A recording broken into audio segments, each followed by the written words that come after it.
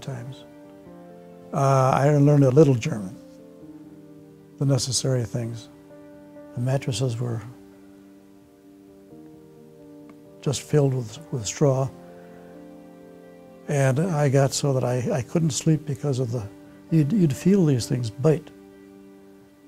And I finally got to a point where I couldn't stand it. I probably should have been shot, but I took my mattress, the bag and everything, out in the compound. I lit fire to it, and I burned it. And then from that time on, I went to sleep on a picnic table. Wouldn't get back in my bed. And I remember I had to wait until there were some guys that played cards afterwards, and I have to wait till they got done with their card game before I could get on top of this picnic table and sleep. So, but it was better than the bunk. Usually every day when they did the roll call was the time of the day that my bowels would have to move. And they would always ask, where's, I guess they called me Hogfeldt then. And they'd have to admit that I was in the outhouse. The opportunity arose with some civilians along the fence. And I don't remember if he offered it to me or if I asked him about it. I really don't remember. But I ended up trading, and I believe it was cigarettes. And would do that when you could. I remember I traded for that knife, and I remember getting some razor blades. We did get some cigarettes, and we shared. There were four. When we ended up, I think there were four guys that shared one package, which wasn't very much. I kept trying to keep clean by shaving when I could, using really just water and the blade, no holder, just using the bare blade and shaving. And the water that we used was, they called it coffee. It didn't taste very good, but it was wet. I remember using that to kind of wash up and shave. Yeah. We rode into Munich on a daily basis, and were forced to do some demolition work. The demolition work was either in filling up bomb craters. Well, that wasn't demolition, but it did keep us busy. Then we decided that we would, when the guards weren't looking, we would bury our shovels. And so, one by one, we got rid of our shovels. We buried them. And just a side note on that,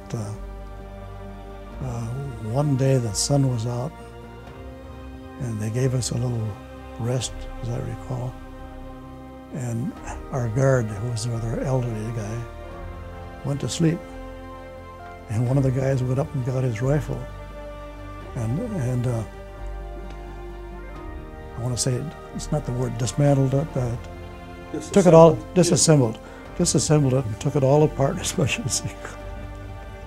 And the guy woke up and was pretty surprised. Anyway, so anyway, we got rid of a lot of shovels. They bombed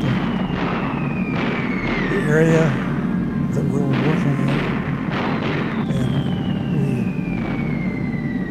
ran to cover. So that was quite an experience to see a bombing out in the open, see our planes bombing us. And there were a lot of men killed. And they stacked up their bodies like cordwood in a church afterwards. I do recall that at one time, well, I recall a couple of things. When we were out on working parties, that was near Munich, we were, I don't like to use the word hired, but I say we were ordered to go into an area that they had where they had cut trees. They had done some logging, and we were to pick up all the branches that had fallen to the ground that weren't worth keeping as logs. And they gave us a lunch. Oh, was that good? And a bottle of beer.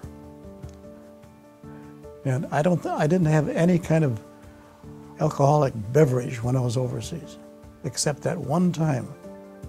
And I never knew that beer could taste so good.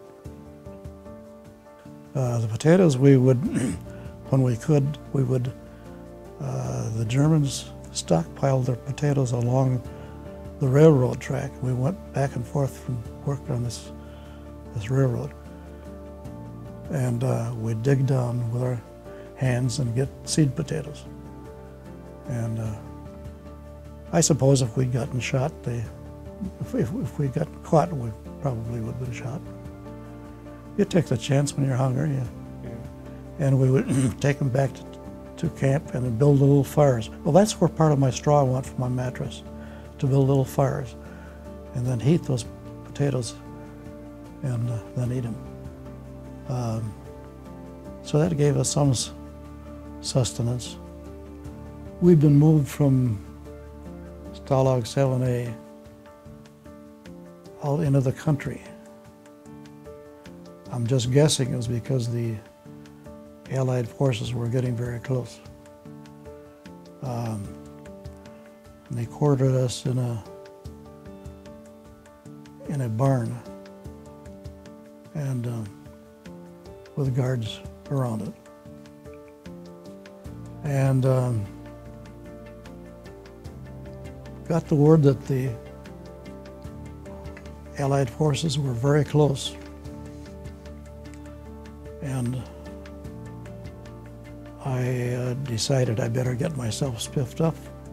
So I got my helmet full of water and had a handkerchief, which I used as a wash rag, and washed my body as much as I could to get ready to get liberated. This was outside. There was tanks moved in, yes. And we were loaded pretty quickly onto trucks and then taken to a small airfield. We got on a C-47, and I had, I mentioned dysentery. C-47 had no bathroom facilities whatsoever.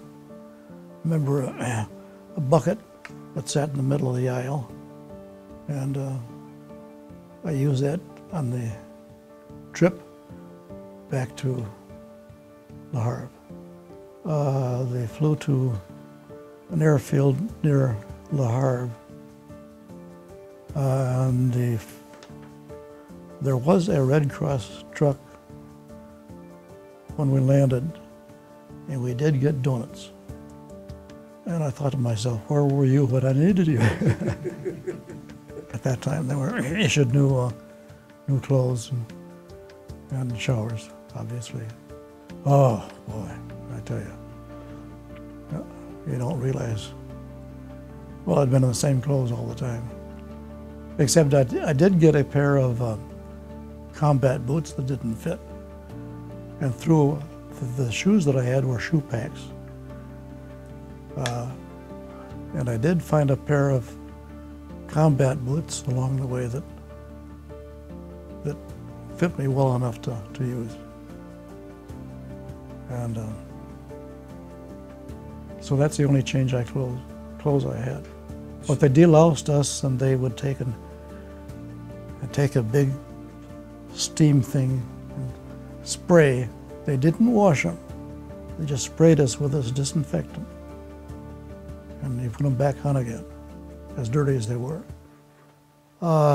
Stayed there for 2 weeks. Well, we were assigned to the hospital. And I was among the walking wounded? No. Anyway, I could walk and could bring back a tray of food for one of the soldiers that wasn't able to walk. But instead of bringing back one, I usually brought back two.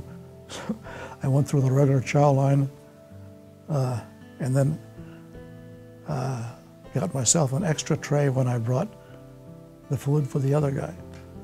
So I put on a lot of weight. When I was liberated, they did weigh me.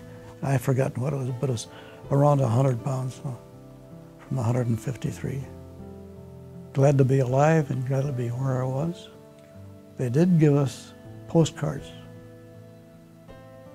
early on after capture, and we were able to. No, that postcard didn't get to them until just before I was home. It took all that time, and so they had the postcard along with my duffel bag and fruitcake. We got on a converted troop ship, and it was called, I remember the name of that one. It was John B. Hood. We had several tiers of bunks, actually canvas strapped to iron supports. And I think I was about third one up. And it took us 2 weeks to go back across the Atlantic. We were still in a convoy at the time, and we zigged and zagged all the way back. And one time we zigged when we should have zagged, and we ran into the ship in front of us, which was an aircraft carrier. And it made the movies. And they described it as a hole big enough to drive a Jeep through. It was enough of a jolt that it knocked me off out of the bunk. I was in my bunk at the time. And I ran toward the stair gangway, I guess they call it. And I remembered at the time that I had forgotten my cigarettes. So I went back and got my cigarettes. And it turned out that they had closed off enough compartments on the ship so that we were not in danger of sinking, but for a while we thought we were. The food coming back had been loaded with food for our troops when it went over. It never got a chance to unload it. So we had a ship full of food, and we just gorged ourselves on the way back. We traded off taking care of the food, cooking the food, and serving it. And I can recall that most of my meals consisted of a full chicken French fried. And I weighed like 165 pounds when I got home. So it was just, shouldn't have done that, because I guess that I read afterwards that can kill you if you gorge yourself like that. Oh, glorious, yeah. Remember seeing the Statue of Liberty, and that was quite a sight. They wouldn't let me go for a while because they wanted to check my blood pressure, and boy, I thought, the other guys were leaving, and here I was stuck until my blood pressure went down. I never had high blood pressure since. Well, I'll take that back. I have high blood pressure now, but not for a long time after that. So I should have written them. I should have called them when I got to Chicago. I thought, well, this close. I might as well just get on the train and go home. So I got a train, went back to Rockford. It stopped at Rockford in those days. And I thought I probably should call them. No, I'm this close. I think I'll just go on home. So I got a taxi, walked in on my dad, and he about had a fit. I didn't know what was going to happen to him, because he was so surprised. She was startled too, although she wasn't in the room when I walked in. So I think she was upstairs at the time and came down to hear what the commotion was. They didn't know for sure that they got a telegram afterwards that led them to believe that I was either dead or they surmised that I might have been captured. Yeah, my intention was always to finish college. Beloit College in Beloit, Wisconsin. I lived in a fraternity house. I wasn't really certain what I was going to do, but I had started some classes in psychology, and I found that to be what I thought was my calling at the time. It certainly made me more mature. I had joined a fraternity, and I didn't really fit into fraternity life after I got back.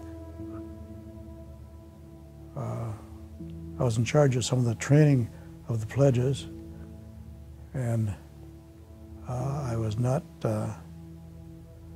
tuned to the idea of corporal punishment of pledges. So I didn't stay. I quit that position after a while. I just couldn't see doing things like that. And of course today it's a lot different, but back in those days that fraternity life was a lot different than it is today. And I know that I did better in my studies after I got back, much better. Of course, by that time I was married too, and she kept me at it. I was in a car riding with the boss of the pool. He was actually a football coach. And I looked to the side, and here was this girl walking along the sidewalk. And I could tell even at that distance, I was in the car, she's a pretty good looking gal. So I asked Chuck, the teacher that I was riding with, I said, boy, she's good looking. And he said, well, I know her. He says, would you like a date with her? And I said, I sure would. So he fixed us up with a date. We went out with this former teacher and went up to Lake Geneva and had dinner, and that was the start of it.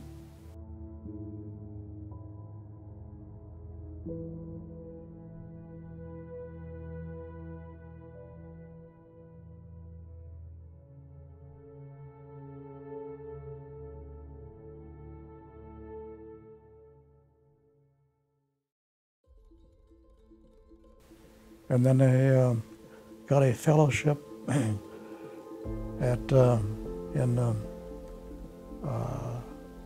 Pullman, Washington, State College of Washington. I was a counselor to work my way through the fellowship. And that was a good experience. They did hire my wife as a house mother. We were in charge of 90 married couples. And we made a lot of friends. Well, the thought has never left me. Why did I survive and somebody didn't? And it still bothers me.